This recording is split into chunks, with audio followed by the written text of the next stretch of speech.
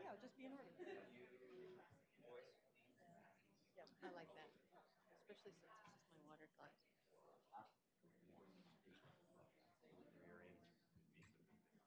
Hi, everyone, and welcome. We're going to get started in just a few minutes, but I want to ask you, please, if you're seated on the edges, if you could try to move towards the center. We may have some students who'll be joining after their classes, and we don't want them to disturb you as they're trying to find a seat.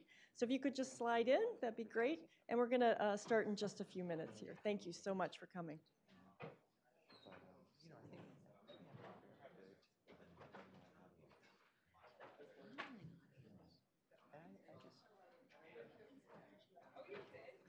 I'm excited to. You mean in the stress in the moment? And the time.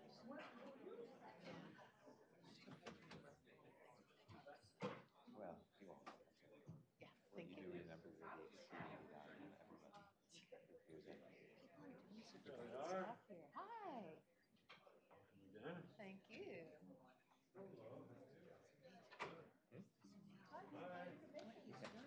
Yeah. You know one, right? A little bit. From, actually, it turns out from Mona's family. That seems like a lifetime ago.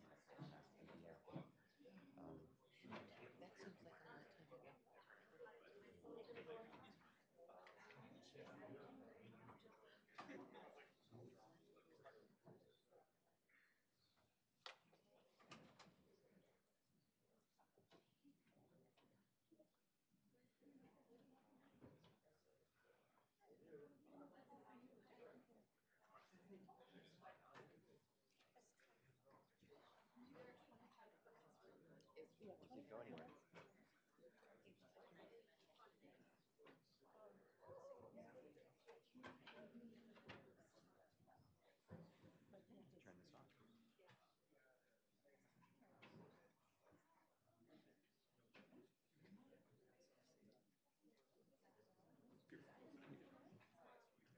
Yeah, I thought I'd shut it off for now.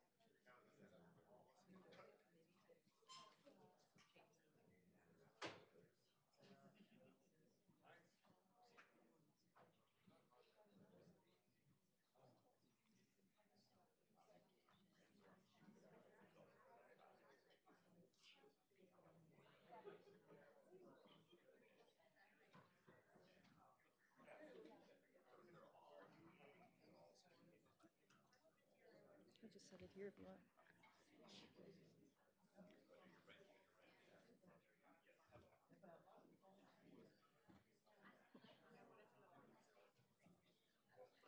Hello and welcome. I'm so glad to see everyone here today. Welcome.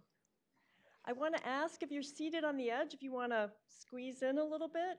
We're expecting more students to arrive as their classes get out, and so that they don't disturb you, if you want to, move in a little bit, get to know your neighbors, that would be so great. So welcome. My name is Trish Komen, and I am a researcher here at the University of Michigan School of Public Health, Environmental Health Sciences Department. And I'm also proud to be part of the College of Engineering Multidisciplinary Design program. And I'm so delighted to have so many people here today in Ann Arbor, and those who are joining us on our live streaming option as well. We will be recording today, so wanted to let you know that. And we'll have plenty of time for discussion with our esteemed panel. So welcome. I'm very grateful to our sponsors, the National Institute for Environmental Health Sciences. They have funded our Michigan Life Stage Environmental Exposure and Disease Center, and Rita Locke-Caruso, our PI, is here in the audience today.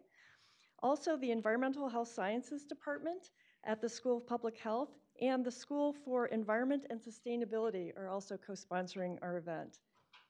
Having programs like today's event helps scientists, faculty, staff, students, and the community stay current on the latest thinking on key challenges that we face, with opportunities to interact with leading scientists and thinkers like today's panel. This is our third in a series over many years, and we're delighted to be presenting today about climate change and health, what the science says and what you can do. And this is such an important event and such an important topic. Climate change is at a key juncture right now, and our climate is our life support. And so it touches so many aspects of our everyday lives, and certainly touches a lot of people's lives related to health. So we're delighted to have a panel to talk about some key reports coming out, and to talk not only about the issues related to climate change, but also solutions. So my background, having worked at the US EPA for many years before coming to the University of Michigan, I'm extremely optimistic that we can solve this challenge. We've solved air pollution challenges in the past that have felt very daunting at the beginning. And we know we can do a lot together on this. So it's important to have these kinds of discussions and forums to be able to have a chance to figure out what we're going to do together to move forward with equitable solutions and sustainable solutions for everyone. So I'm delighted to be here today. So I want to introduce our panelists, and they will speak one at a time, and then we will have a chance for questions at the end of all the 3 remarks. So I'm so happy to present that we have Dean Du Bois Bowman, as well as Dr. John Balbus with NIEHS, and Dr. Kim Knowlton from NRDC and Columbia University.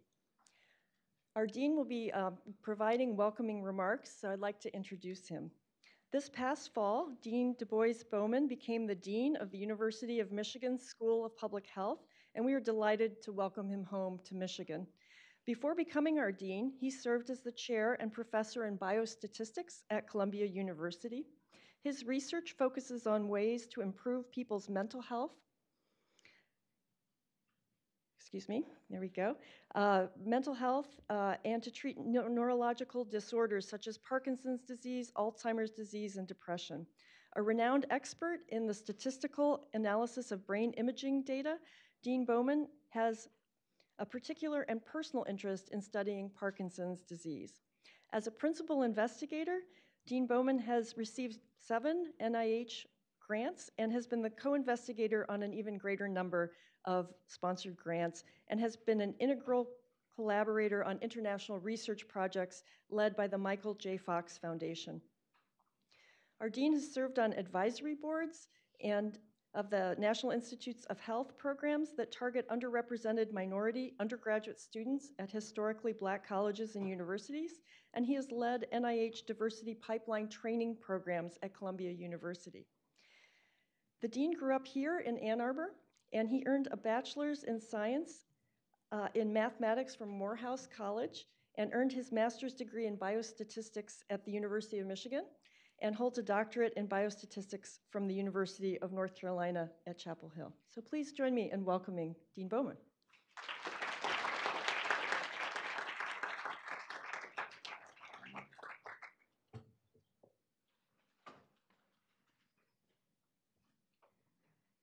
And would you like to sit over here so we can see?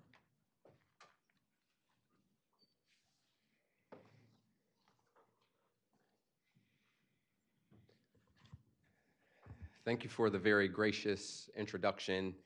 It is an immense pleasure to be here with you, here at the University of Michigan, an institution with the history of bringing together diverse strengths to confront very complex problems.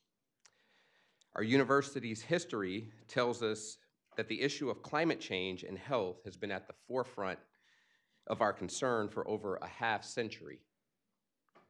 In 1970, a group of University of Michigan students started a historic movement that would culminate in a teach-in on the environment. Although Michigan's teach-in was not the first Earth Day, the New York Times said about the teach-in that it had been, and I quote, "by any reckoning, one of the most extraordinary happenings ever to hit the great American heartland.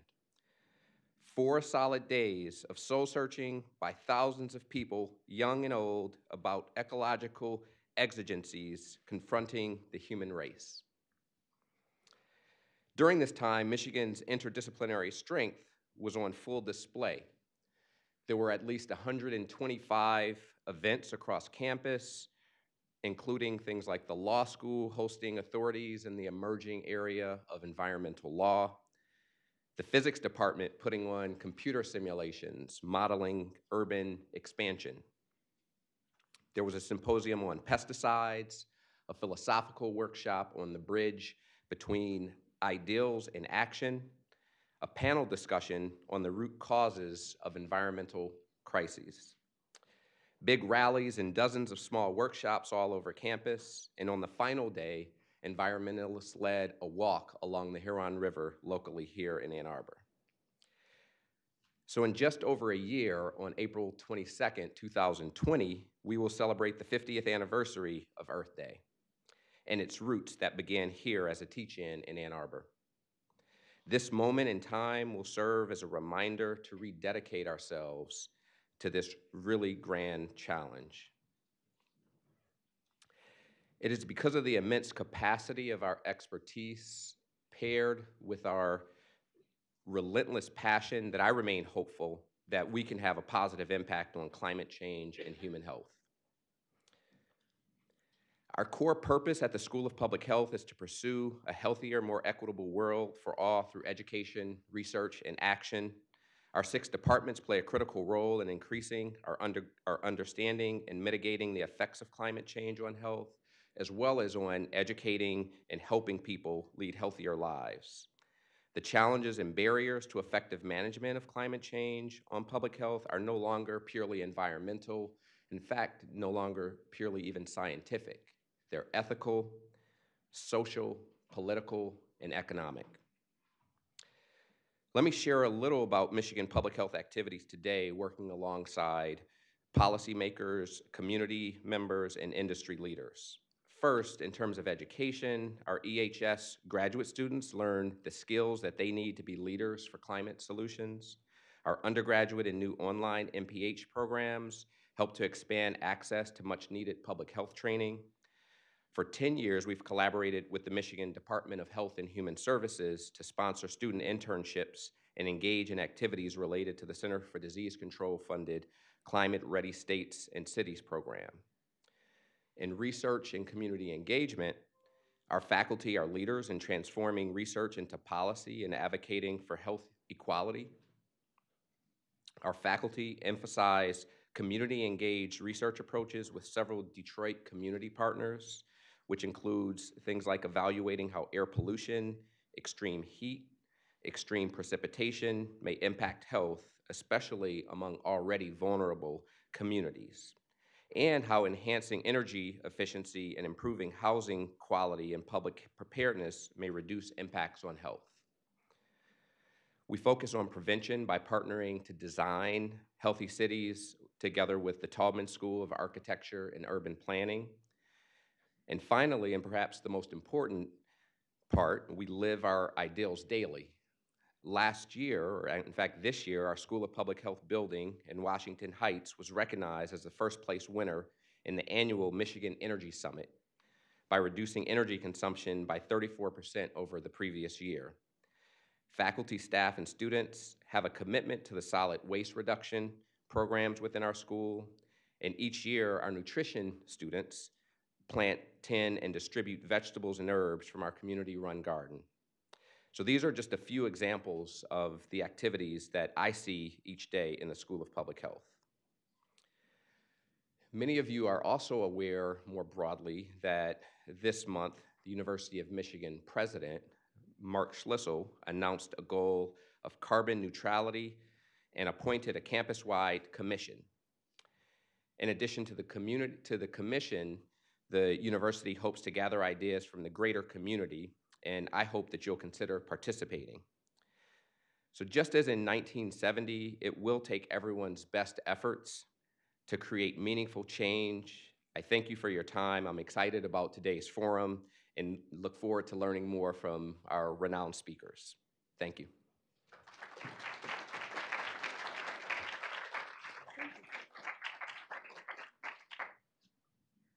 Thank you so much. I'm delighted to introduce our next speaker. Dr. John Balbus is at the National Institute of Environmental Health Sciences. He serves as the Senior Advisor to the Director of Public Health Issues. He also leads the NIEHS efforts on climate change and human health. And in this capacity, he serves as the Health and Human Services Principal to the U.S. Global Change Research Program, for which he co-chairs the interagency cross-cutting group on climate change and human health. Dr. Balbus's background combines training and expertise in clinical medicine with expertise in epidemiology, toxicology, and risk sciences. He's authored studies and lectures on global climate change and health, transportation-related air pollution, the toxic effect of chemicals, and regulatory and other approaches to protecting susceptible populations. Before joining NIEHS, Dr. Balbus was the chief health scientist for a non-governmental organization, Environmental Defense Fund. He served on the faculty of George Washington University, and he maintains an adjunct faculty appointment at Johns Hopkins Bloomberg School of Public Health. He received his bachelor's degree in biochemistry from Harvard University and his medical degree, MD, from the University of Pennsylvania, and his MPH from Johns Hopkins School of Public Health. In addition to all of these great credentials, John is a wonderful colleague at the American Association of Public Health, and I'm delighted that you're able to join us here in Michigan.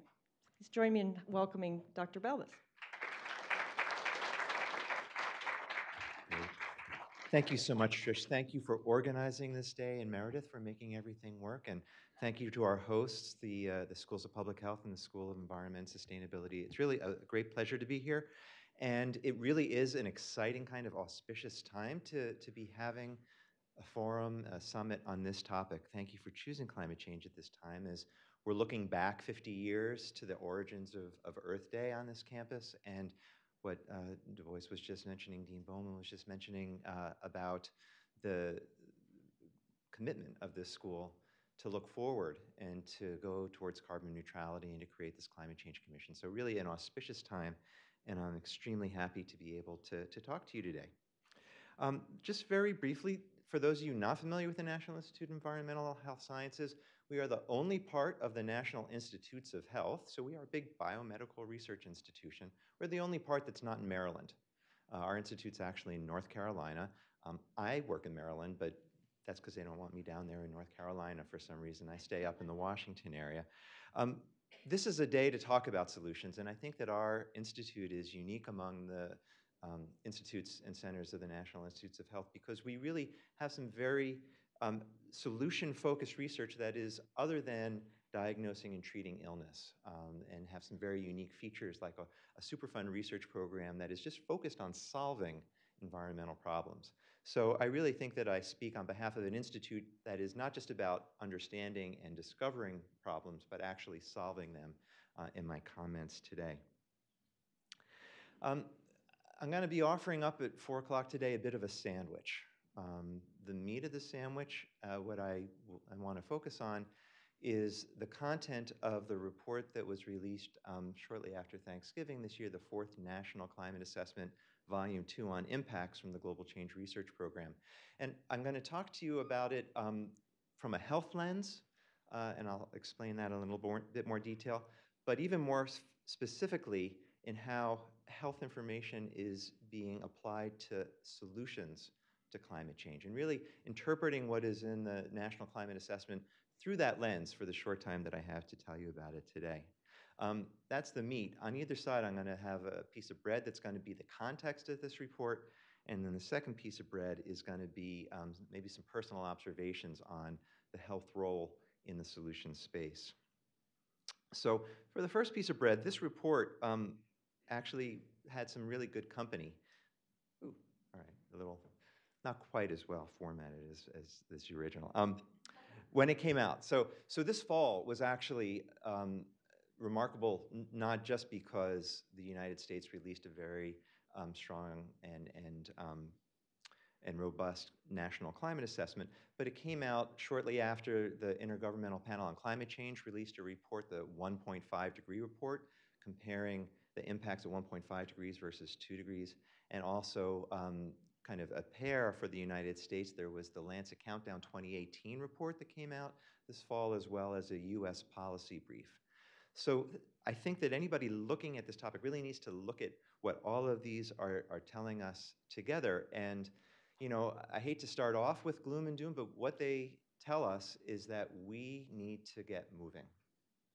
I think that what the reports of this fall tell us, in sum, is that the consequences of continued inaction are so high that we have no choice but to be moving forward urgently. And so, you know, for example, the 1.5 degree report talked about the impacts on coral reefs at 2 degrees versus 1.5 degrees, and the fact that about 99% of coral reefs are lost at 2 degrees, 90%, that's the good news, at 1.5 degrees. The damage to fisheries is 50% greater at 2 degrees than 1.5 degrees. And when we consider that 2 degrees is certainly not the limit or the cap on how much warming could occur, that just gives us that much more urgency. The quotes about this were pretty strong. This was the largest clarion bell from the science community, and hope that it mobilizes people and dents the mood of complacency. So that's what we're doing today, is denting the mood of complacency. And the Lancet report, there was an interesting quote. This is from an editorial that accompanied the Lancet report. It said, "The Lancet Countdown on Health and Climate Change reports on the facts and data." So we're basing this in science, we're basing this in evidence, we're basing this in both surveillance data, but also a growing body of ever increasingly robust research. The bad news, although much of the damage already caused to our planet may be irreversible, it is still within reach to alter the course of the next generation's inheritance. Hard to think of something more important to mobilize ourselves about. And using health to humanize the narrative will help realize that goal. And I thought humanize was an interesting word to use. The Lancet report actually does humanize this. It really puts the kind of lens that we think about in public health to think about populations, where climate scientists tend to think about the planet and surface. So for example, the Lancet Countdown doesn't just track the average change in temperature over the whole surface of the globe, which it's important to know that, but from a health standpoint, we want to know where the people are. And so they track a population-weighted global average temperature, and in fact demonstrated that the summertime peak average temperature since the 1988 to 2008 timeframe had gone up about 0.8 degrees Celsius compared to 0.3 degrees if you just looked at the global average. So that's kind of interesting humanization of the climate story. They also looked at labor productivity and showed that the loss of labor hours from high summertime temperatures between 2000 and 2017 had gone up from 62 billion to 153 billion hours a year. So that's a human face. Labor productivity loss means lower economic productivity. It also means lower wages. It means more illness, et cetera. But there's more to what we're going to be talking about than just putting a human face or humanizing it. Health is such an important sector that there's a very important economic role, to put it in dollars, to talk about the health sector role, and that's some of what we'll be talking about. So just very briefly, the Fourth National Climate Assessment is a congressionally mandated report. It needs to come out every 4 years. We just accomplished that for the first time in the 30-year history of the Global Change Research Program, so we're proud of that. Just a quick word, I'm using now slides from the Global Change Research Program that have a certain template. There's a little bit of code up in that cube up on the top, just so that I'm being transparent. If there's a number up there, that's an official Global Change Research Program slide that refers to a specific chapter. If there's an H, that's a slide that I made. H stands for health, where I'm just extracting health information and making my own slides. And if it's blank, because it's neither. So we talked about the messages that came from the 1.5 degree report and the Lancet Countdown. These are the top line messages that came out with the National Climate Assessment. And you know, this is a US report. It cast a pretty strong tone of urgency and a need for action as well. Earth climate is changing faster than any point in modern civilization. These changes are the result of human activities, the evidence of which is overwhelming and continues to strengthen. And that last bullet point, that neither global efforts to mitigate the causes of climate change nor regional efforts to adapt to the impacts currently approach the scales needed to avoid substantial damages to the economy, environment, and health. And called out there right at the top line message, and well-being over the coming decades. So a lot of what we have to talk about is not that we have to figure out what to do, it's we have to figure out how to scale it to get it to the level necessary to avert the damage that we're trying to do. So if we're thinking about solutions, just a quick word, what kind of solutions are we talking about? What do solutions look like? And why is health a part of the discussion of solutions outside of just thinking about health protection and public health? So one category of solutions is primary mitigation of greenhouse gas emissions through changes in the use of energy sources. Straight and simple. This could be rooftop solar, and these are images that I borrowed from Drawdown. That, I think that that image is very important to me because it reminds us that one thing that health brings to solution spaces and issues like energy policy, decarbonization of our energy sources, that these have to be done with an eye to equity and to the people who are affected by these decisions, whether we're talking about the jobs that are related to changes in energy sources and energy industry, or we're talking about the benefits that accrue from reducing the combustion of fossil fuels and the reduction in air pollution, that all of these solutions need to be not just effective, but also equitable. I'm not sure about the equity of swimmers around offshore wind, but the top picture was my reminder to speak about equity. And of course, equity is not just within the confines of one nation, but it's international equity as well. The second set of solutions, so that's a pure mitigation. That's just reducing greenhouse gases. The second set of solutions are those solutions that are a little more complex. There are a lot of places in the solution space that may combine mitigation and adaptation. And some of the changes that we make in our built environment, reflective or green roofs, changes in urban design and wastewater management, et cetera, may be adaptive because we may be dealing with hotter temperatures, we may be dealing with more extreme precipitation. They also may be reducing greenhouse gas emissions. If you cool a building, it's going to use less energy to heat it. So if its energy source is producing greenhouse gases, you cool the building, you're mitigating climate change at the same time. So some of these are kind of mixed adaptation and solution, and again, there's an important need to understand either the health benefits or the potential disbenefits. Some changes in our ecosystems could put people at more risk of certain kinds of diseases, vector-borne diseases, pest-borne diseases. So we have to be mindful of the health implications of those solutions. And then lastly, you can't see this, we'll come back to this. This is just the symbol from the World Health Organization about health system resilience. So I'm dividing, for my purposes today, to talk about health aspects of greenhouse gas reductions, health aspects of adaptation or combined adaptation and mitigation solutions, and then the role of the health sector. And the health sector, part of that's adaptation and more resilient health systems and smarter physicians and nurses and health professionals understanding the impacts. Part of it's also reducing the greenhouse gases from the health sector itself and the need for health sector leadership in mobilizing people to act across all the different aspects of climate change and its impacts. So that's our solution space. Okay, looks like my dots may not have all come out. So one of the things that I want to, in the short time that I have, I cannot tell you about all of the places where health is mentioned in the National Climate Assessment Report. It is very extensive. My role as the principal was actually to both ensure that the chapters that needed the expertise could find the expertise, but also that the messages were consistent. It was a hard job because we had two different chapters that were really focused on health. We split out air quality, and the air quality chapter really has a health focus. I'll come back to that in a second. We have 7 of the sectoral chapters that actually had either key messages or key boxes talking about health.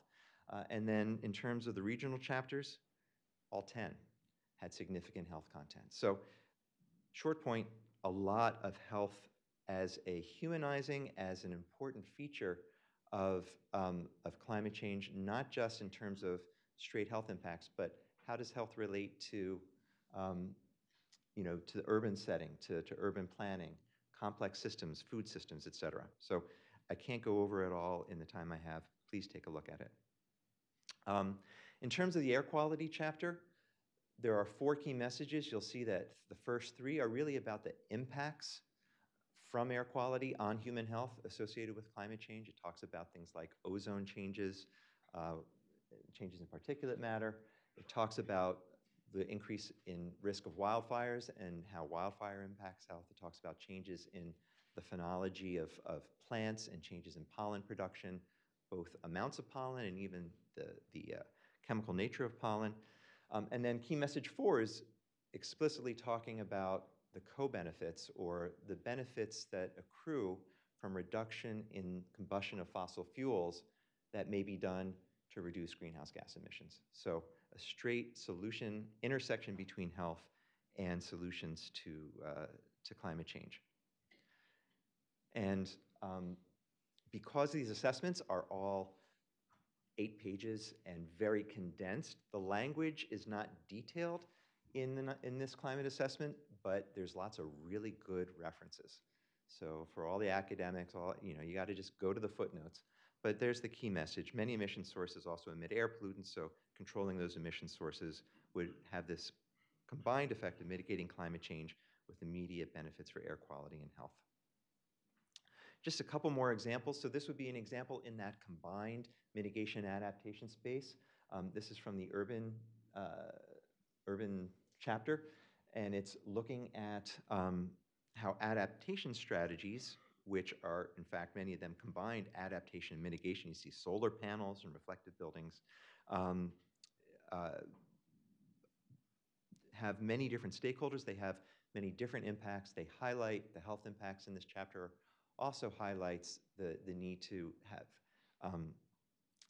to be looking at where people are most vulnerable, to be looking at issues of equity and justice at the same time we're making these interventions. So it's called out there.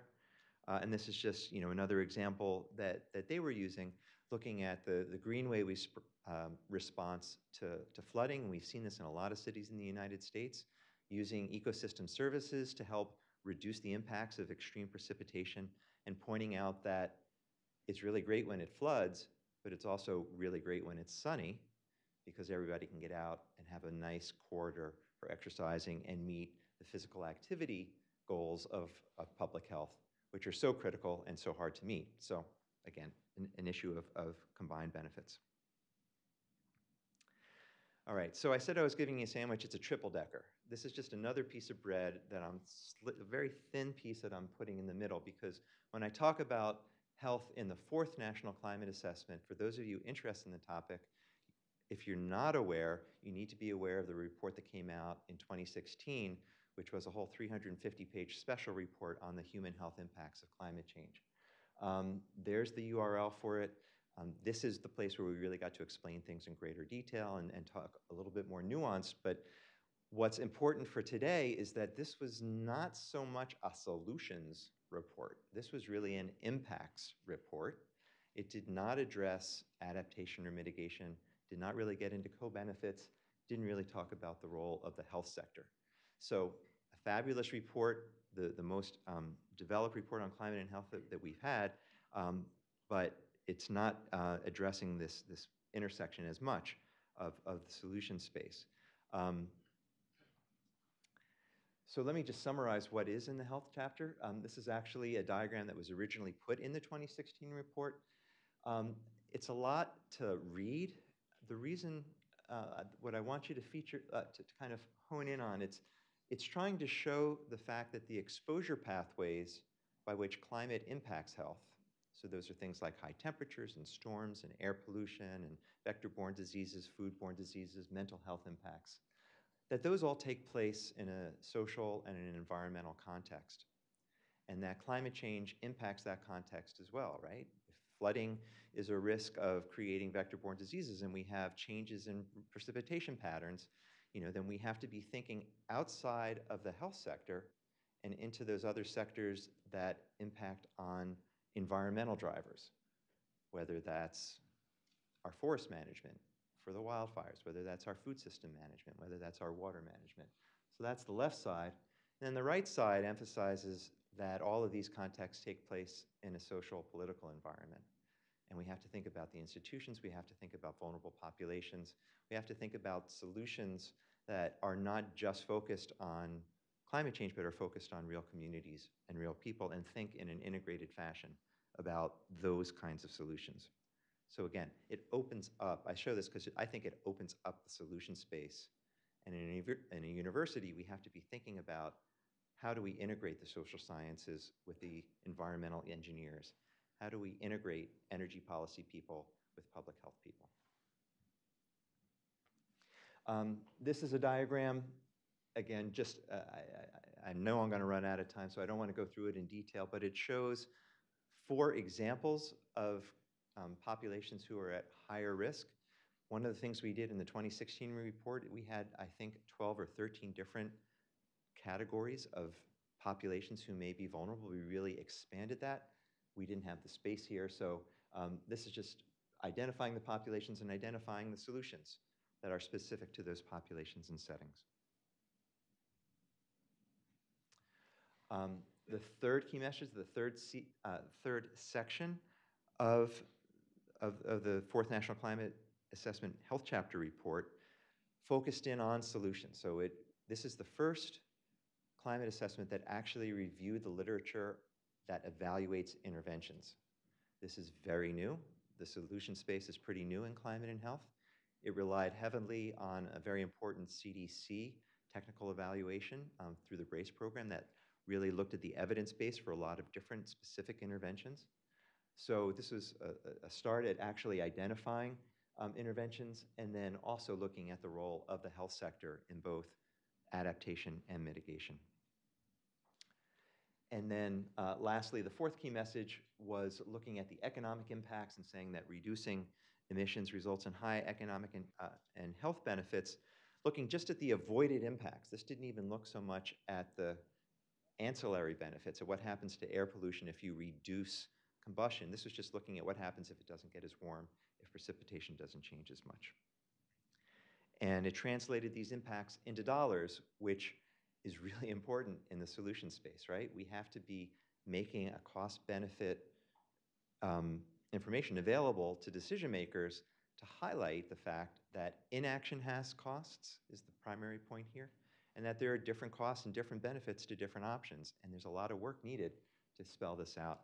So this was just looking at avoided impacts and the economic costs from extreme heat and cold, lost labor productivity just in the US, and they were able to also quantify this for West Nile virus neuroinvasive disease. I want to just make a comment that all of this information that's kind of cutting edge on economic costs, on adaptation and interventions, this is a relatively under-researched and new field, and a lot of this is the start of the literature. There is a need to really back this up and continue this kind of work. I don't want to take credit for this. This is actually the work of a lot of people. I didn't have, I get to talk about it, but these are the people who actually did the work. And I want to call out, well, the team that's here. These are the health experts who were part of the regional team, some that were pulled in. And then I just also want to acknowledge that we had a technical contributor, and our prime USGCRP coordinator is here in the audience, Ashley Baniak Tabasco, an alum of this school. So it's not, you know, we're a team here that we get to talk about all this. All right, in my remaining few minutes, I just want to give the last piece of bread. So this is just some personal reflections on what does the solution space look like for the health sector. You can read this now. I don't have time to go over it in detail, but this is the WHO's effort to frame all of the different elements of health resilience. And what's important, it's not just having doctors know how to recognize Lyme disease up in Canada. It's not just coming up with you know, vaccines that don't need refrigeration. It's the funding, the governance of the structures. It's the whole supply chain, the hardening of the facilities. It's doing vulnerability assessments, identifying vulnerable populations, putting in place protective systems to protect the most vulnerable populations. I like to split this into 2 different ways of thinking for health sector resilience. The first is there's a lot of things that we do in public health that are really relevant to climate change. And what is important is that we infuse climate thinking into those activities. So we're not just thinking about how do we deal with past situations, but we think about how is the future going to change in a way that impacts our goals in these different areas. So one is just the very simple and yet incredibly complex issue of reducing health disparities and providing health services to the most disadvantaged. This is both an issue within the United States and globally. If you look at the IPCC reports, they say the first thing that needs to happen for adaptation is poverty eradication. We already deal with migrant and refugee issues in this country from hurricanes. We know that the extremes are going to increase that displacement. We need to be thinking in the future in terms of the need for capacity and places for these. We're already dealing with tornadoes and hurricanes in this country, but we need to be thinking about where they're going to occur, how strong they're going to be. So putting climate thinking into these kinds of topics. And then the second category is looking at those things that are a little more specific to climate change that we wouldn't be doing otherwise, where we need to bring in the climate scientists, the meteorologists, to help with our decisions in public health and healthcare. So this is doing the vulnerability assessments, doing the mapping exercises, figuring out where are the populations, again, who are most vulnerable, creating early warning systems, whether that's for heat, air pollution, wildfires, or vector-borne diseases. We're making progress on this. There are success stories. I don't want to make everything doom and gloom. There is a lot of success. One of the biggest examples was the University of Texas Medical Center, which was devastated by 36 inches of rain in 2001. They put together an incredibly comprehensive storm management plan. They ended up, there are equity issues here if people are familiar with this, but they ended up using a lot of ecosystem services, creating holding ponds. Houston got 43 inches of rain with Hurricane Harvey, and the system held, and the hospital did not shut down. People did not die from evacuation. Millions and millions of dollars were saved, and the health, we're still trying to figure that out.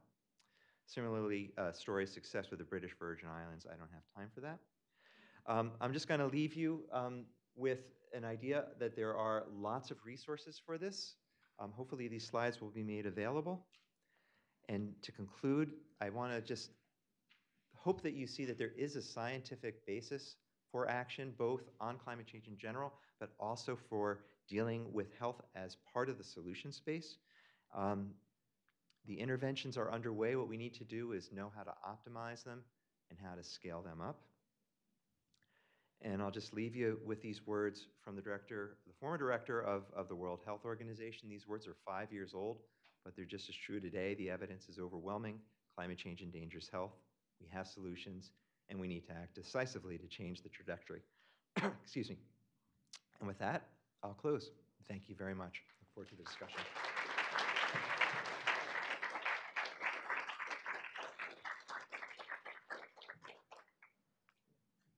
Great, thank you so much. That was an excellent presentation. We are going to hold our questions until all three speakers have had a chance to present. So I want to now welcome Dr. Kim Knowlton.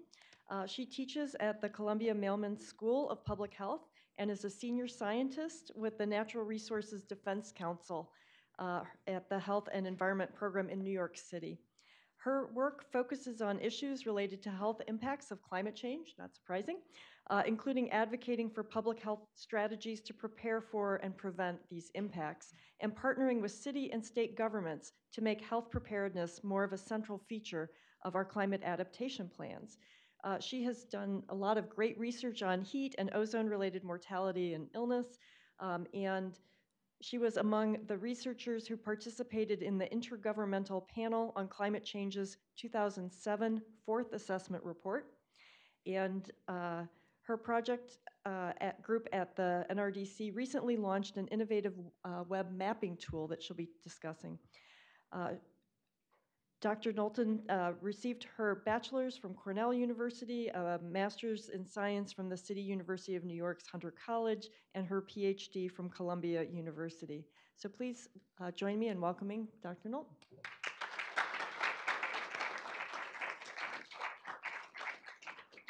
Thank you, Trish. It's such a pleasure to be here today. Thank you to you and Meredith and the organizers and Dean Bowman and all of your colleagues that I've had the pleasure of talking with already today. As you said, I spend most of my time at an environmental advocacy organization as a health scientist there, and I have an academic affiliation at a School of Public Health at Columbia University. But I'm going to talk, hopefully briefly, to you today so that we can get to the Q&A and really talking about solutions and where we go from here since we know there's a growing foundation of science, a body of evidence that is compelling, that's quite enormous, that's getting larger, and I want to talk a little bit about the power of local science and understanding and some of the kind of the tools that I use, especially at NRDC, but they apply to all of our work to get from where we are now with science and evidence to action and solutions, and just as people, as human beings, as researchers, as people with families and concerns about where we're at now and where we're going in the future. As Dr. Balbus so eloquently laid out the evidence, climate change is threatening our health here and now. Climate change becomes very personal when we talk about health. It used to be conceived of as something happening to people somewhere else, far away, distant time. It's here and now. And I think these are some of the images from recent years that bring home to me just how immediate this experience of climate change, of extreme weather events has become. With the 5 warmest years globally happening in the last 5 years, that is pretty compelling. And of course, it starts with temperature and then flows, as Dr. Balbus mentioned, and as many of you know from your work, into a whole host of other environmental changes that affect our health, our individual health, our public health, our community health very closely. So I just want to offer my kind of reflections on these 4 dimensions of our action and elements of what we do and what we can do to get to a place that's more protective, more thriving, more equitable when it comes to climate change and environmental changes. To me, science, education, law, and people are 4 ways, 4 sort of elements of who we are and what we do to frame this growing body of evidence. And I'll start a little bit with the science. Many of us are scientists here. I'm a health scientist, and I've been looking both at work that I do with colleagues and looking at the work that you do, that we all do, that the sort of global community of scientific researchers are bringing to bear. Since it's the way in which we understand our world, I also want to offer how powerful bringing the stories of local impacts are and making global climate change a local story. It works for us engaging with fellow academics, with our partners in the community who are hugely important, and just making putting a human face on these discussions. So I want to share with you the URL and part of the title page of a recent NRDC, Natural Resources Defense Council report that tries to bring together some of the scientific evidence about climate change impacts here in Michigan, and also talk about some of what's happening that I'll also point to a few of those, and surely all of you in the audience, many of you, can bring to the Q&A a lot of specifics about what is happening here. So there's the URL. If you want to learn more anytime about what NRDC does, we work in a lot of different areas. NRDC.org is a great place to start, because indeed there's a lot of actions that we're taking and that you can take too in all kinds of realms of environmental and health protection. The image is from a map that NRDC, as you mentioned, Trish, has committed itself to putting science into a map form, a public-facing and hopefully easily digestible form that generates conversation and generates other studies. This is from a heat map that we did just a couple years ago, where state by state you can look at trends, recent trends in recent years, in this case from 2007 to 2016, in the frequency of extreme heat days. Indeed, in counties in Michigan totaling 61% of Michigan's population, there were more frequent extreme heat days relative to a 1961 to 1990 baseline, telling us basically that the temperature profile of this state and many others is not remaining stable. It's warming. We understand the chemistry and physics of that relative to greenhouse gas emissions. Just to put in context for some of us who may not be clinicians, there are 4,000 heat-related emergency room visits between April and August in Michigan. That was from year 2012, but that just gives a sense of kind of the scope and scale of the numbers of health outcomes, cases, illnesses that we're talking about. There have been a lot of studies that try and capture what's happening now, and certainly a lot that look forward. I'm just highlighting one study that looks at the city of Detroit in future under either a high emissions profile, a scenario where we keep emitting carbon pollution, heat trapping pollution, at a rate that's sort of what we're doing today, without limits put in place to reduce those. Indeed, the city of Detroit could see by the 2080s a 120% increase. That's more than doubling in heat-related mortality by the 2080s. But if we go to a lower emissions carbon pollution scenario, if we put limits on our carbon pollution, we could cut that in half. We'll still have to deal with health impacts and heat-related health impacts of climate change, but it could make a big difference in terms of the scope of what we have to deal with. Another important whole realm of climate change and health effects that Dr. Balbus mentioned, this is taken from the 4th National Climate Assessment, but from the regional chapter on the Midwest. And you can see from the map that Michigan is considered, for purposes of the National Climate Assessment, part of the Midwest. The top row is looking at the 2050s, the bottom row, the 2090, around 2080, 2090, and kind of taking air pollution, in this case ozone, ground level ozone air pollution, and looking to the future and projecting in those 2 time slices, 2050s and end of century, under a lower and higher emissions scenario. Assumptions on the left that we've made limits to some degree in carbon pollution. On the right, no limits, business as usual. You can see with the increasing area of the red color and an expansion in the number of ozone-related premature deaths that are projected for the states in the Midwest region. So generally we see that indeed, if we don't move toward reduced emissions, as we go farther into the future, we will have to contend in some fashion, whether personally or clinically or with public health strategies, increased air pollution related mortality. Of course, it's not just ground level ozone, wildfires and smoke from wildfires have been mentioned. Another important type of air pollution that I know there's a lot of research going on here at the university is ragweed pollen, or let's say allergenic pollen from plants. People may not think of this as a major health impact related to climate change, but indeed as carbon dioxide emissions increase and as temperatures warm among many of those plant species, in this case ragweed, which produces its pollen in the late summer into fall and is highly allergenic to a lot of people. It's more Americans are allergic to ragweed pollen than all other plants combined.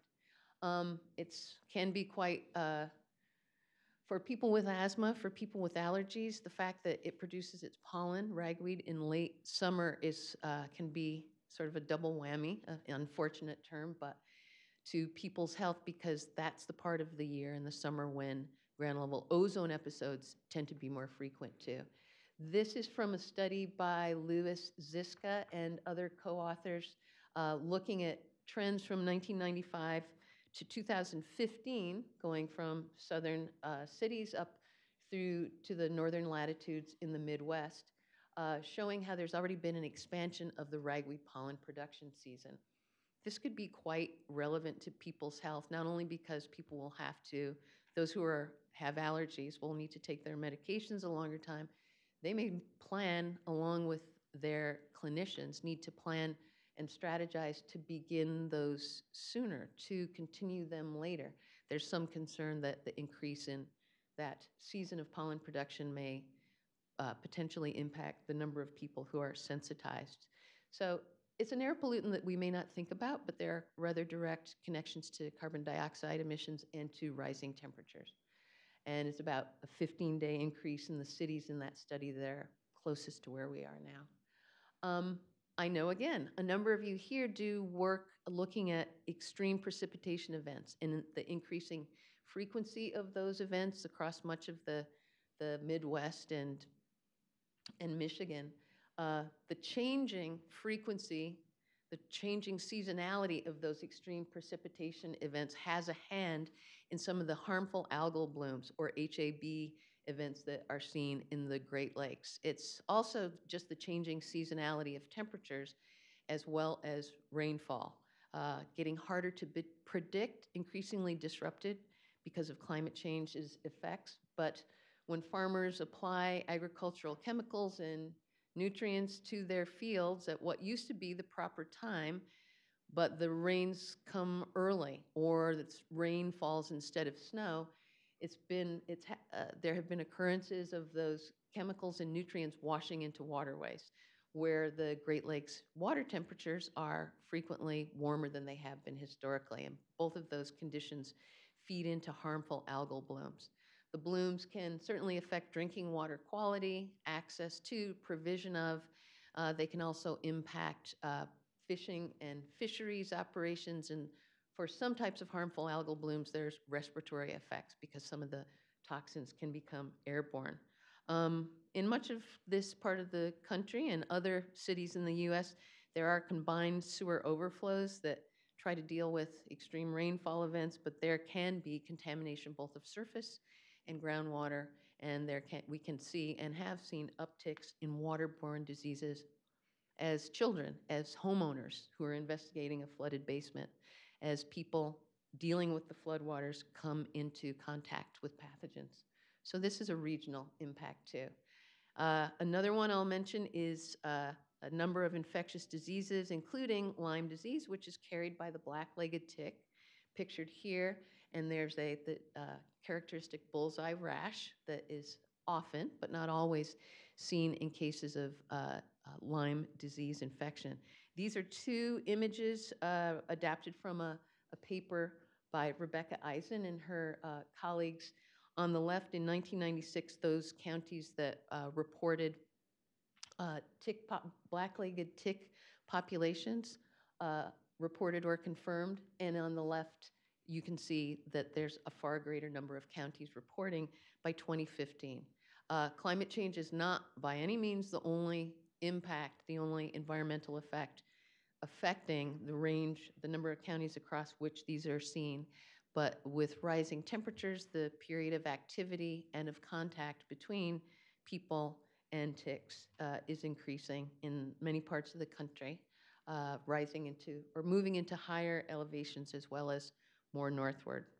So those are a few of the regional kind of climate-fueled environmental exposures that are increasingly important. It's not exhaustive, but I'll just mention that it's not just those exposures, it's people's vulnerability that's also of concern, and in some cases increasing. There's a little over 1 million people with asthma in the state of Michigan. That includes about 200,000 children. Those air pollution episodes, high air pollution episodes, or the increase of airborne allergens can be not only of concern to us all, because if you're allergic, it can really be a substantial challenge to your productivity, eyes, scratchy throat. It really diminishes productivity, but if you're someone with allergies or allergies and asthma, it can trigger an asthma attack, which is far more serious a concern.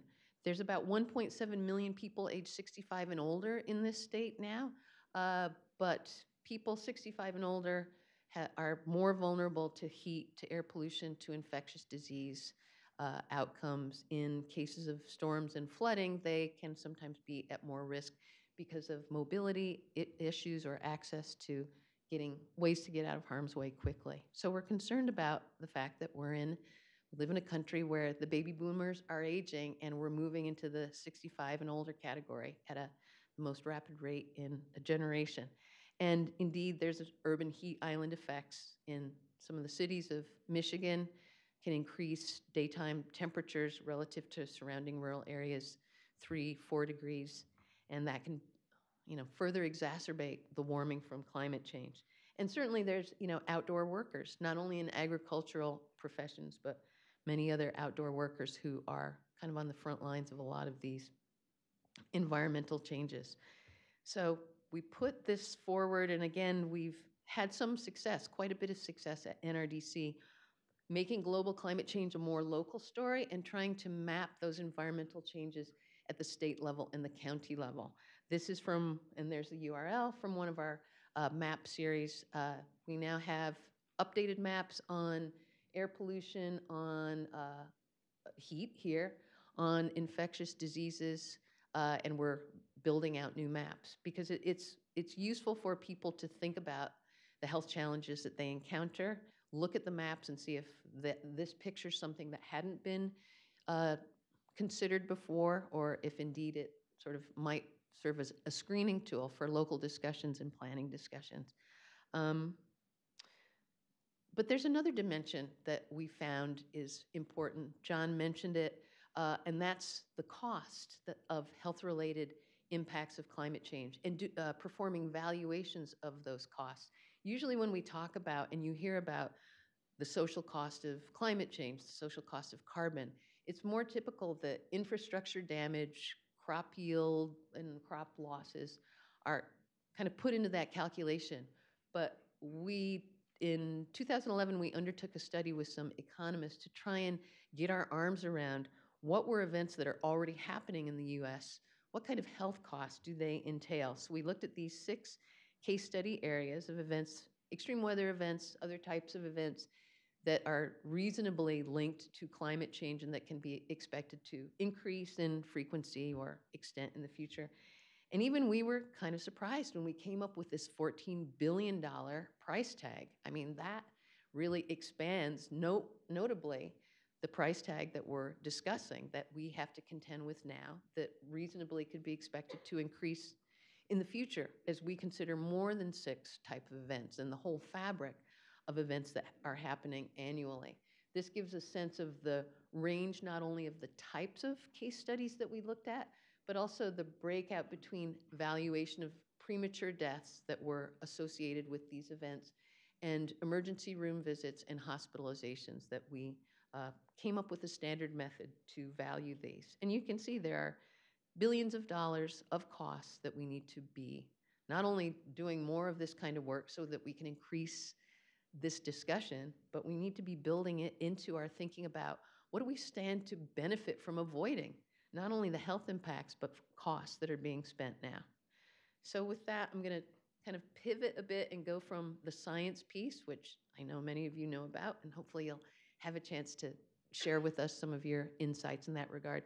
But there's also education. We're at this great educational institution, an amazing university with so much great teaching, so much interest and expertise on climate and health going on. But it's noteworthy how internationally there's really relatively few institutions, and especially health professions institutions. As you mentioned, Trish, health professions are so powerful and important a voice in advancing this discussion. So I just wanted to mention an effort that I've been part of and have assisted a bit at the Mailman School of Public Health, which is the Global Consortium on Climate and Health Education.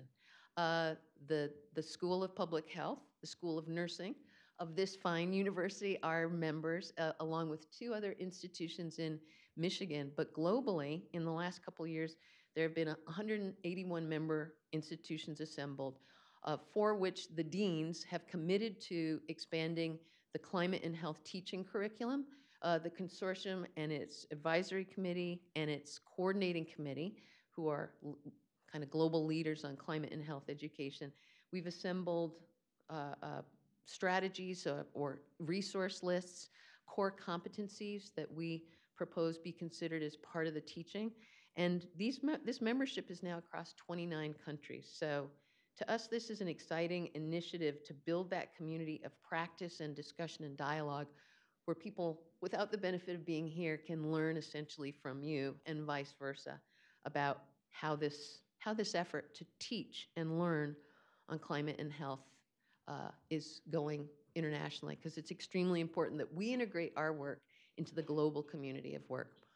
I'm going to mention law and the courts because, in part because of probably largest part because of my role at NRDC, which is about 1/3 attorneys, 1/3 scientists on its staff, and the other 1/3 the policy people and human resources and communications and everyone that makes a place like NRDC go. But the courts are really important, perhaps now as never before, because there's a lot of challenges to the environment and our health. I mean, beautiful, beautiful settings that nourish us both literally and figuratively are being challenged. And in the last couple of years, there have been a lot of challenges to natural places and to health. And it's important to remember that not only NRDC, but the courts, our own wisdom and our science, and our work with our partner groups and with attorneys can be quite potent in taking to court some of the people who are threatening health and the environment. It seems like in the last 2 years, about every 10 days, NRDC has brought a suit against the current administration, not only the current administration, but there are about 60 cases that that have shaped up so far, and of 8 of them that have been decided, but 2 of them have been in our favor. So we're encouraged by this, and we continue to respond as needed to some of the challenges, from wild places to clean power plans to vehicle standards to taking away protections for pollinator species. It's a whole host of, let's call it, opportunity. And we might think of all this as opportunity, the things that sometimes seem like, oh my gosh, that is the most depressing new science I've ever heard. Let us think about them as opportunity to avoid some of those impacts, to move toward a smarter, more strategic, more equitable, healthier, more sustainable future, because really it is people, and it's our demand to move toward that future that is really going to push this boat forward. It's not going to happen as we sit back. And I know that many of you are not people who sit back.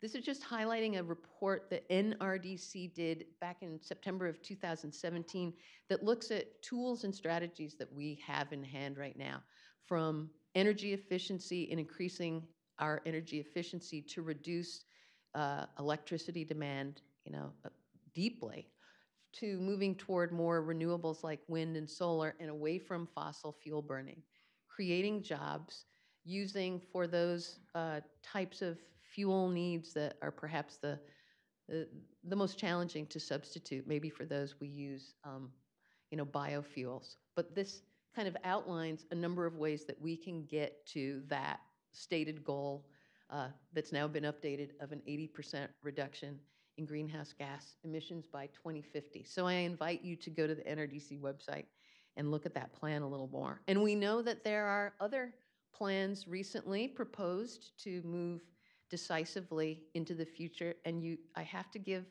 you all a thanks and a shout out and a lot of credit, because I know a number of you had a hand in the progress that Michigan has made in recent years toward reducing your CO2 emissions. There's been a 15% decrease in the 10 years between 2005 and 15.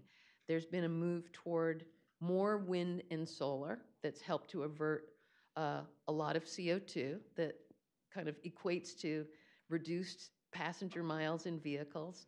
And the state has recently really increased its incentives for energy efficiency and renewable targets. So I would love to hear from more of you in the Q&A about the specifics of what is going on and how we can all work together. But undoubtedly, not only here, everywhere, there's more to do. We can, replace coal plants that are retiring, put more demand to replacing them with energy efficiency and wind and solar instead of new natural gas plants, another fossil fuel, admittedly lower polluting, but that leap is what's being discussed now.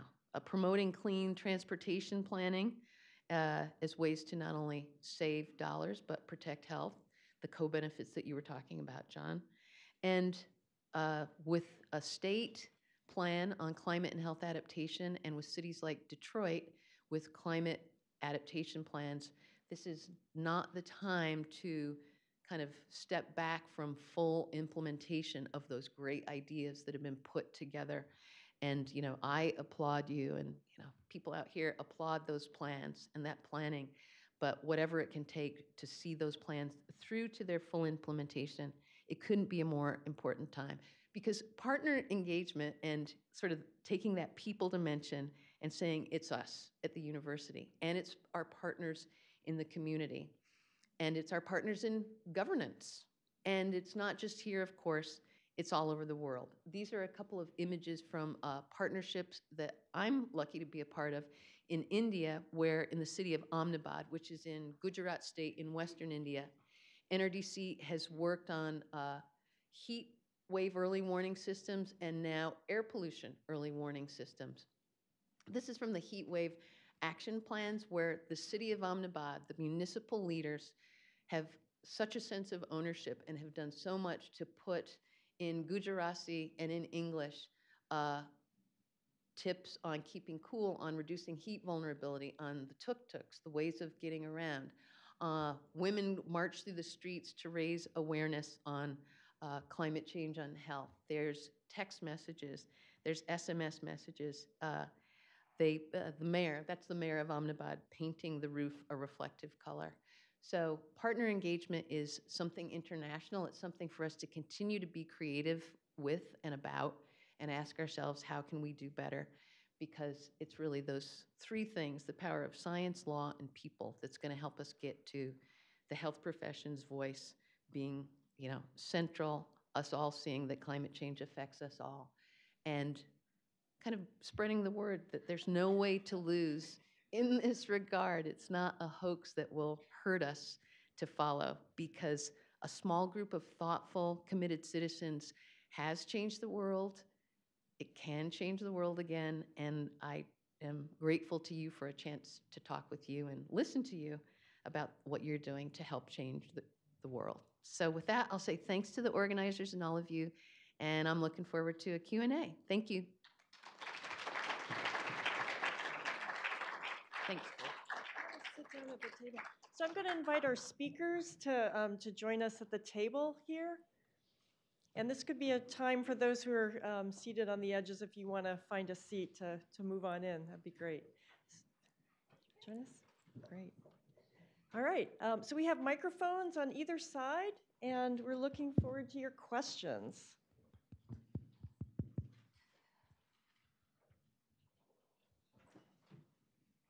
Hi, thanks so much for having this discussion today. Appreciate it.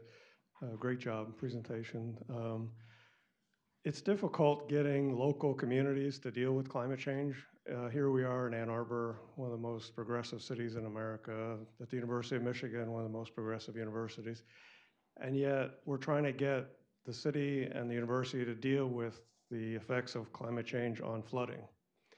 And we have flood scientists at the U of M who've come to city meetings and warned the city and warned the university about flooding. But it's really hard to get the leadership to change their mindset.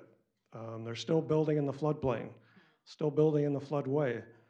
The University of Michigan just bought a huge piece of property in the floodplain at Fingerly Lumber. And we're very concerned. I'm with the Allens Creek Watershed Group, and is my wife. And we're very concerned about what is happening in Ann Arbor about flooding. We had a major flood event in Warren, Michigan, a couple of years ago. $2 billion in damage. It was a 500-year rain event. Several people were killed in that flood. We've had flooding in Holland, Michigan several years ago, washed out 13 bridges. So the expense for climate change, like you've talked about, is very significant.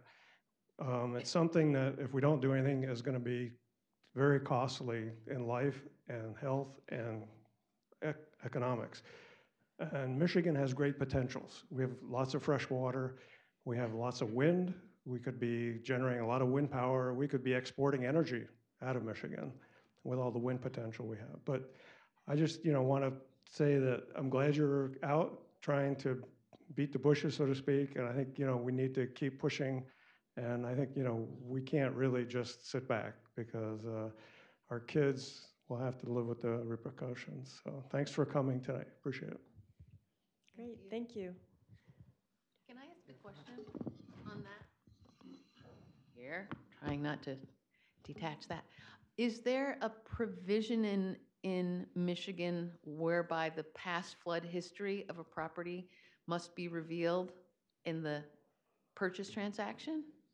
I think it's fairly uncommon, and that might be a starting.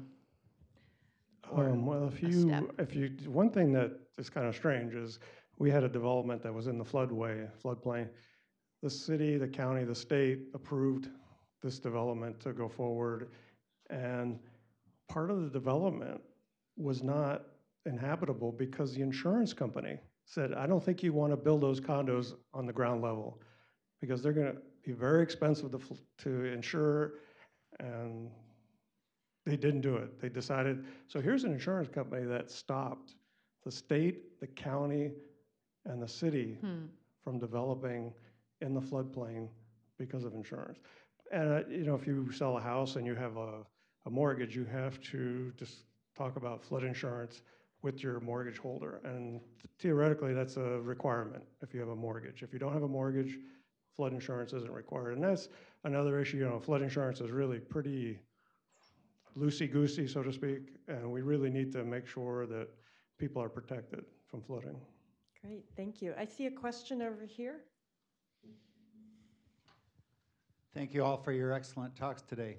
When I hear people talking about climate change so often, they're talking about what needs to be done by 2050, what the world might look like at a certain advanced year. The IPCC says by 2030. And the question that goes through my mind is, what about 2019? Shouldn't we be doing something in 2019?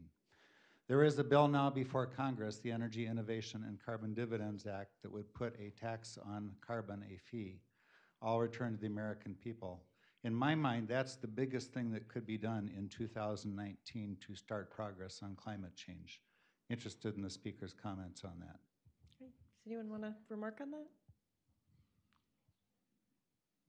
I'm not going to comment on legislation Putting a price on carbon makes a lot of sense. The way that it's done is, you know, up for discussion, but rapid action is, I think, critical. There's a piece of legislation that's proposed, so I certainly think it is worth discussion. Timing is of the essence, as you say, but I'm not a policy expert. I'm a health scientist, but you know the local conditions and opportunities. Great, Susan.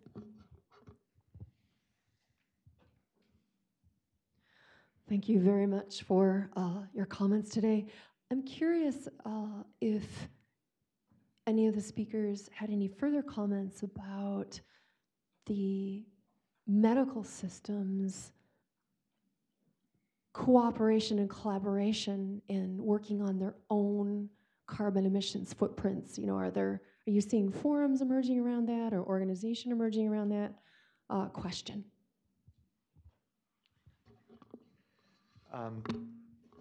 The health sector's been pretty slow to take action, and there are still pretty deep pockets of resistance. But there are organizations. So when the Obama administration developed a climate adaptation plan, or asked every agency to develop a climate adaptation plan, back in 2014, I was involved in the HHS adaptation plan, and partnered with an organization called Healthcare Without Harm to develop a toolkit for sustainable climate resilient healthcare facilities. That organization, Healthcare Without Harm, has a climate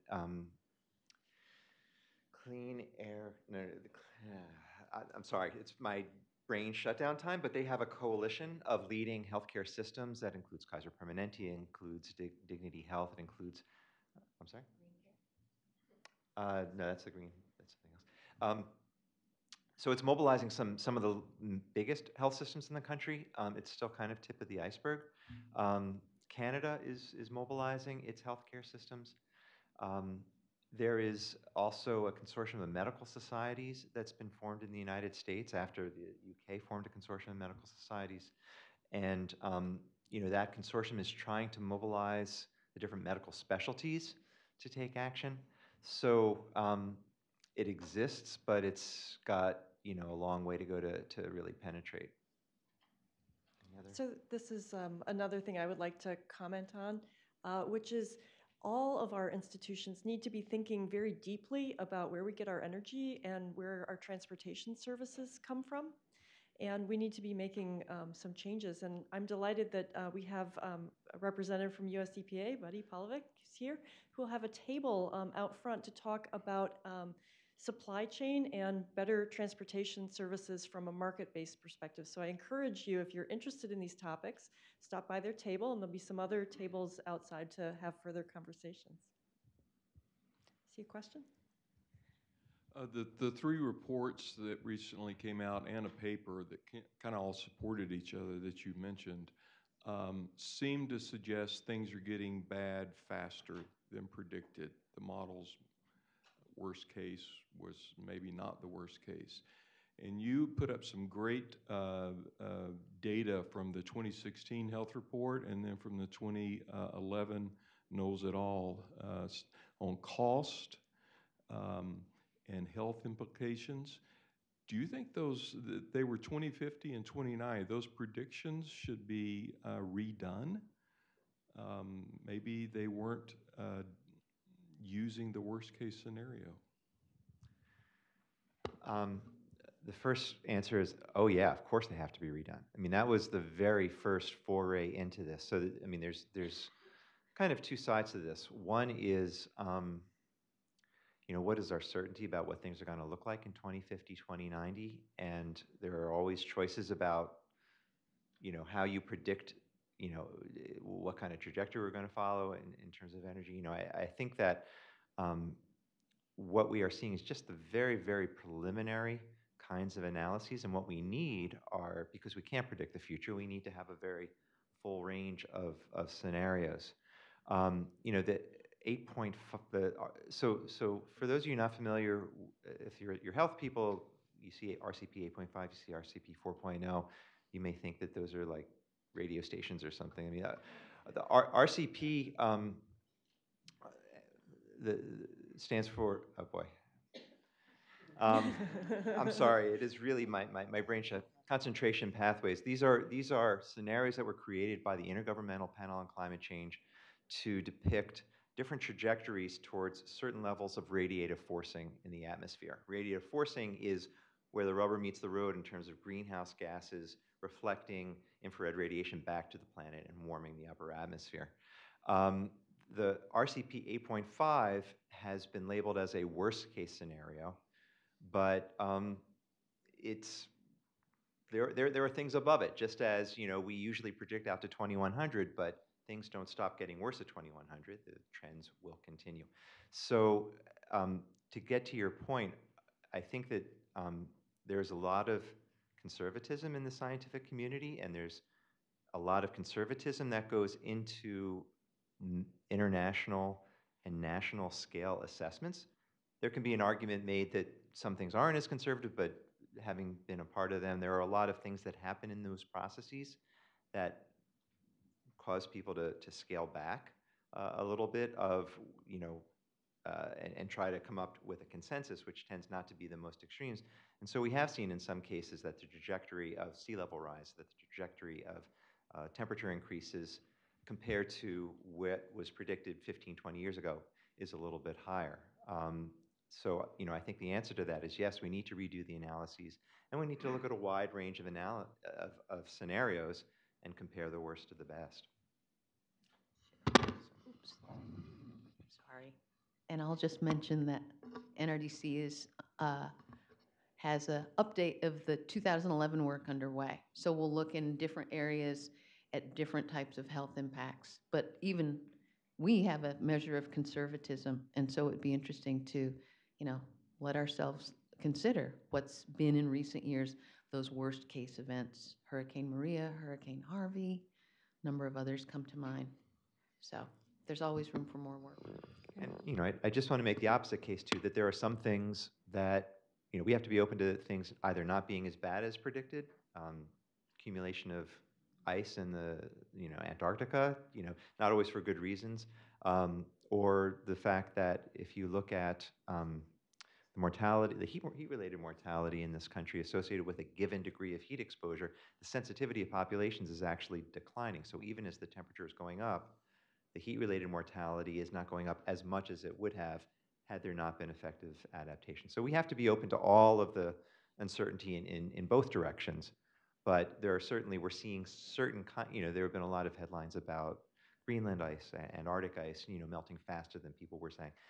Cuts both ways. Yeah, thank you. So I'm hoping that we have some students who would like to ask a question. Hi. Oh, wow. Thanks for being here and sharing your information with us. I have a question for all three of you, and that is, as researchers with a scientific background, it's great to like understand all of this science and evidence that is showing that climate change is real and caused by humans. How do you approach people who don't necessarily feel that way, who don't believe the evidence? How do you maybe change your message to reach those people? And then a question specifically for Dean Bowman, how do you get people, or do you get people, who are not specifically studying climate science and climate and environmental health to care about this issue and incorporate this very, again, severe issue into what they are studying, what they are learning, and what they are teaching?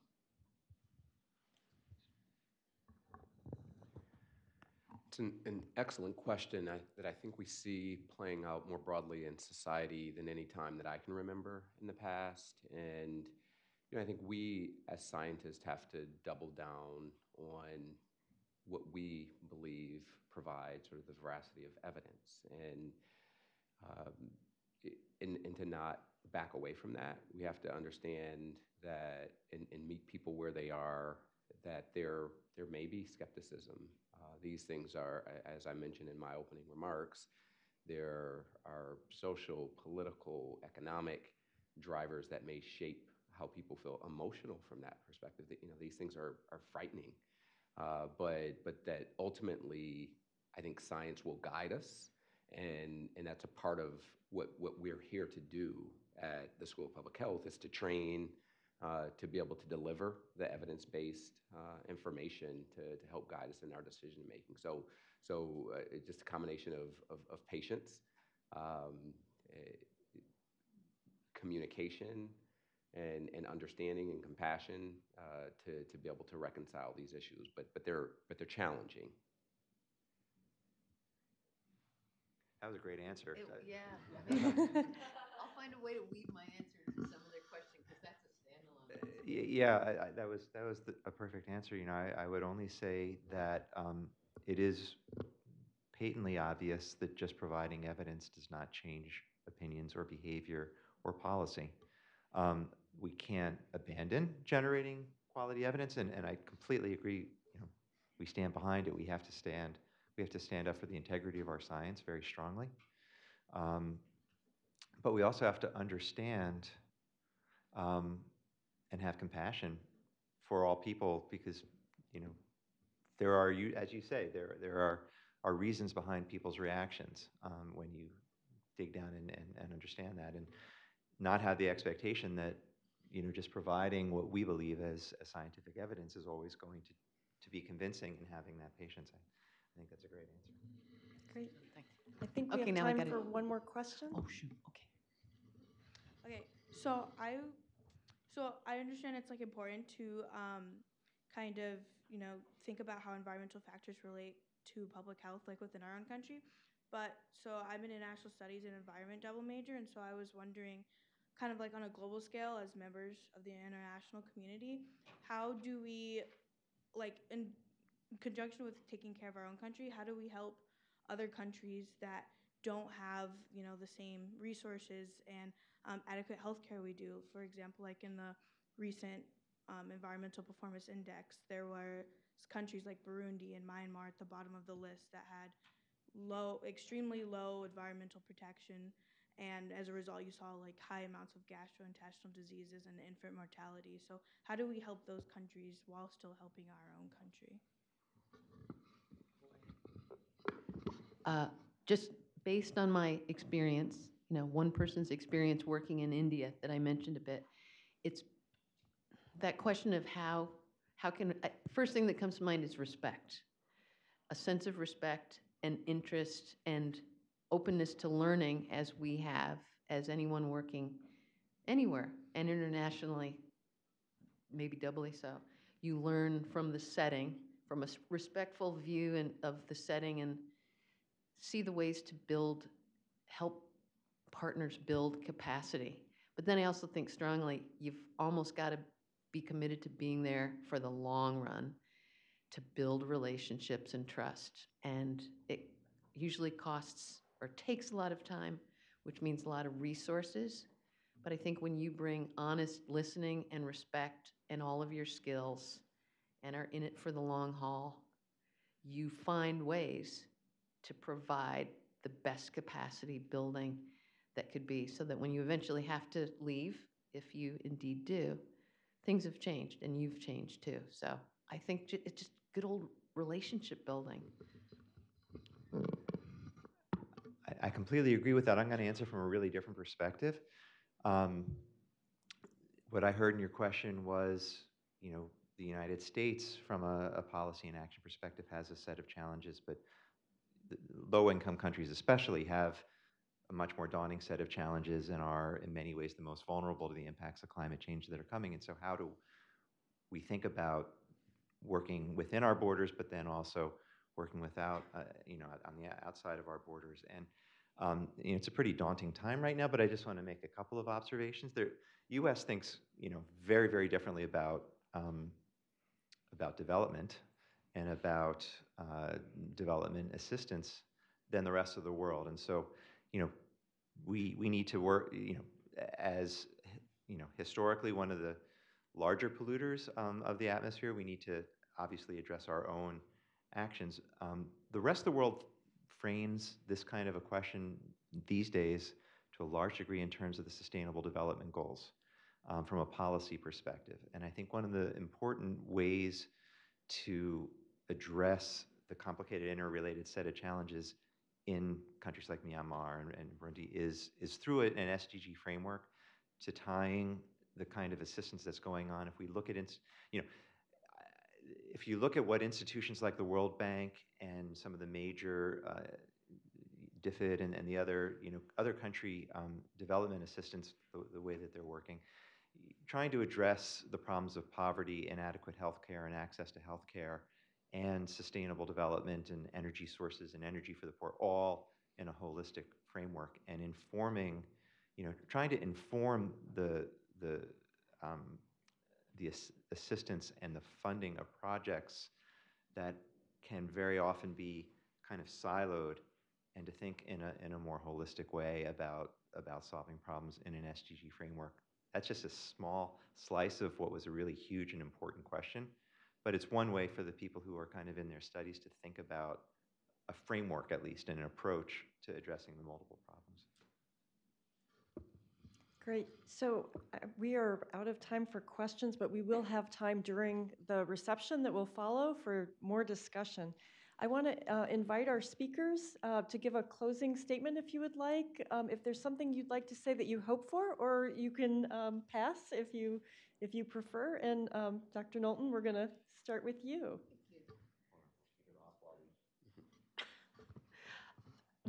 Stay hopeful, demand action of yourself and other people. We won't be dissuaded. That's it. So important. This is our time, the opportunity of a lifetime, and here we all are. I mean, I'll just kind of second, you're all in this room now. This institution is at a very critical moment, and Dr.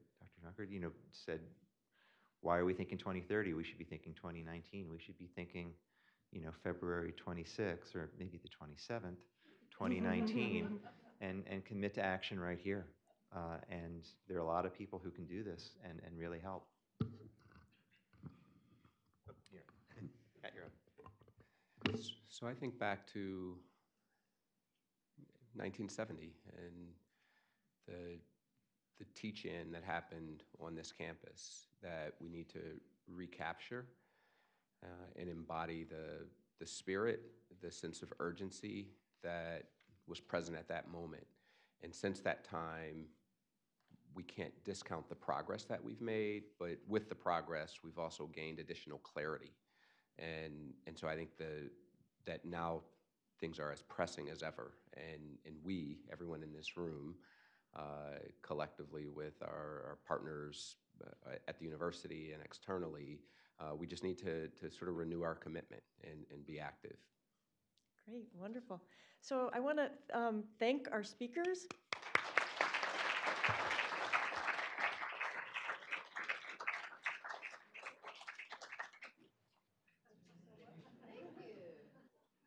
You have yours already. And I want to thank everyone who contributed to helping us organize this, our MLead Center and all the staff, especially Meredith McGee, who's here in the front, for all the hard work.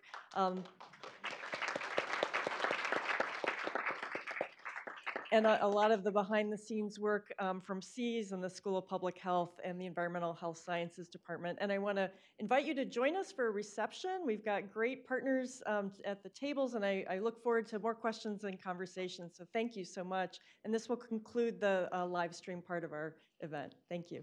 Thank you.